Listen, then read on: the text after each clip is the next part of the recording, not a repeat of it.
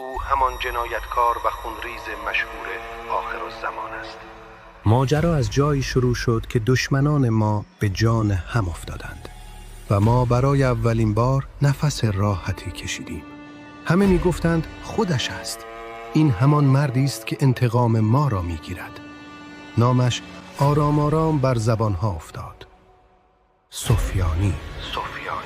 روزهای اول چهرهش آرام بود و کلامش مطمئن. می گفت من با شما کاری ندارم و همین کافی بود تا درهای عراق به رویش باز شود. در آن روزها آرامش در شهر حاکم بود.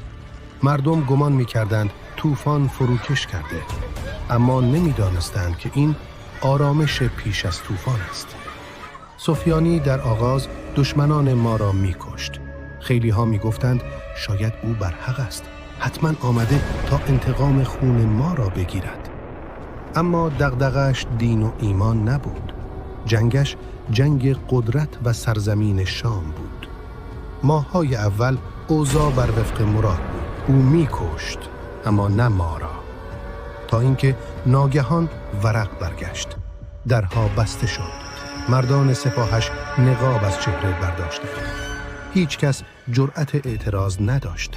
از همان اول کینه‌اش فقط متوجه شیعه بود و آنچه به نام انتقام شروع شد با قتل عام شیعه پایان گرفت. او همان جنایتکار و خونریز مشهور آخرالزمان است. همان نشانه پیش از ظهور. و اکنون فقط یک چیز مهم است.